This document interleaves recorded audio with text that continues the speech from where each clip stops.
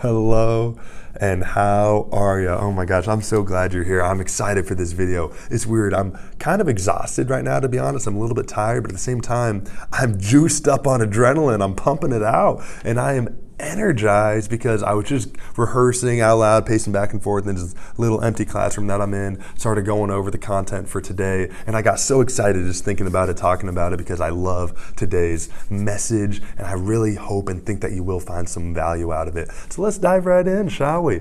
Today, I am releasing this video on February 1st, and that is intentional. Why? Because if you're like 80% of people, that means that you have already quit your New Year's resolutions. You bagged them, you've given up. And I'm not saying that to make you feel bad or to sound harsh, because why would I? You shouldn't feel bad. You're like 80% of people. You're in the strong majority. To me, it's just amazing, though, that only 20 of us or 20% of us can make it a full month with achieving the goal that we set out to make for 12. I mean, it's just amazing. It's like, gosh, the thing is, or the sad part is, I love New Year's resolutions, or your NYRs, if you will. I think they're awesome. I think New Year's is a great holiday. Yeah, it could kind of just be any day of the week, and really it's just like, oh, we can thank the Mayans for making New Year's, the beginning of the year or whatever, millennia ago. But no, the thing is, New Year's, not only is it a fun night where we get to go out, have some drinks with our friends and our family, stay up late, whatever you want to do on that day, maybe you want to get to bed early, I don't care. But the most importantly, it's a period of reflection. It's a period of optimism, looking forward to the new year, and it's a period of growth. It's a period of, okay, what are my goals? What am I going to try to do this year, this upcoming year, to better myself? Enter NYRs, right? That's why the concept, that's why the idea of NYRs is so awesome. The only problem is that they're just not practical. So many of us bag them after only a month. So what can we do instead? I wanted us to consider something else, and I actually heard about this concept in a podcast.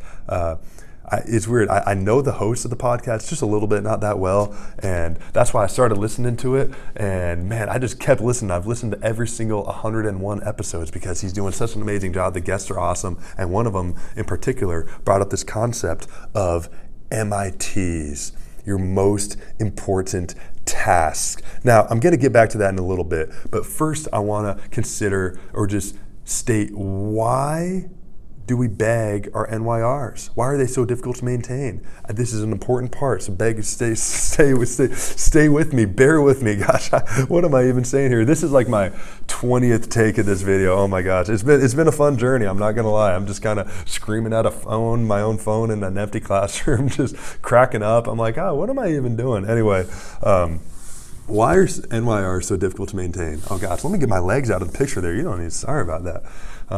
Number one, we could say, okay, eventually our laziness is going to kick in. We feel too committed. We feel too busy. We don't have enough time. And then we inevitably fall behind on our NYRs. I shouldn't say inevitably, because 20% of us don't, and only 8% of us actually achieve our New Year's resolutions by the end of the year. But anyway, so most of us fall behind, and then we're like, all right, you know what, we're just gonna bag it. To me, it's no surprise that we lose motivation achieving our NYRs, and that's a big part. But I think the most important reason that we don't achieve our NYRs is because so many of them focus on the outcome, the intimidating, the monstrous, the daunting outcome that seems so difficult to attain, seems so far away. Of course, we're gonna just not hold ourselves accountable throughout the process. Key word. So what, and why is it a key word? Okay, let's just go ahead and dive right in. Because the MITs, your most important task, focus on the process instead.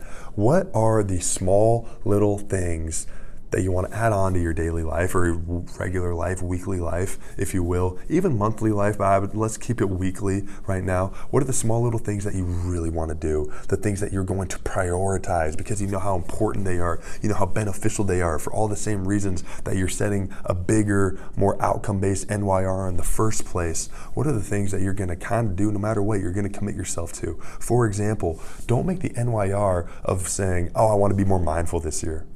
But rather, let's break it up. What does the process look like? Maybe that process looks like meditating twice a week for 10 minutes at least.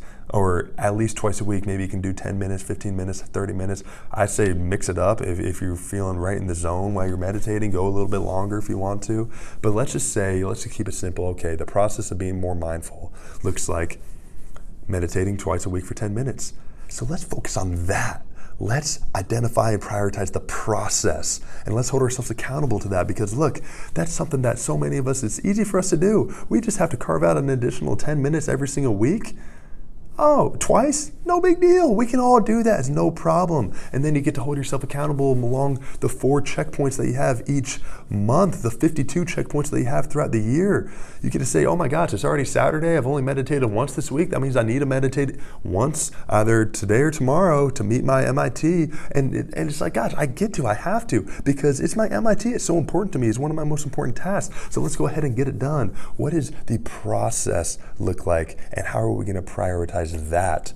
It's like right now, one of my MITs is reading a book a week. I've mentioned this in a couple other videos, and for whatever reason, I really, really, really want to achieve this MIT and be able to say that, yeah, for my entire senior year of college, I read a book a week. I mean, how awesome does that sound? I really want to be able to tell people that in the future, or at least just know that I did that myself.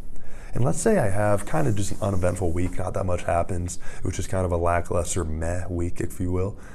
But man, I get to reflect back and say, I read a book. I read a full book this week.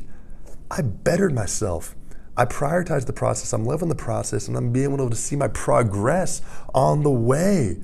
And I know that somehow, some way, I'm going to be better off. I'm going to be able to reap the benefits later from reading the book that week. And maybe in a large scale, it was a really influential, great book. Maybe in a small scale, maybe I disliked the book, but it was still a productive process, and that is awesome. And I know that, like I said, I'm going to benefit somehow, some way in the future, because hard work never goes unrewarded.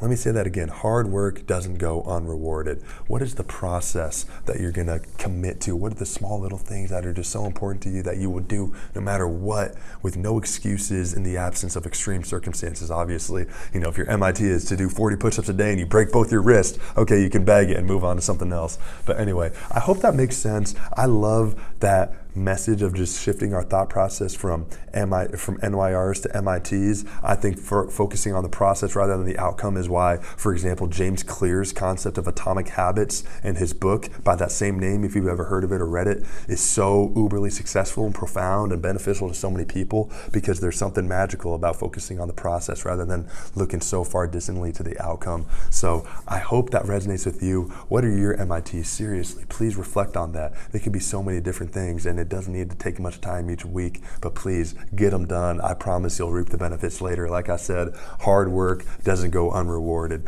I love the grind. Embrace the journey.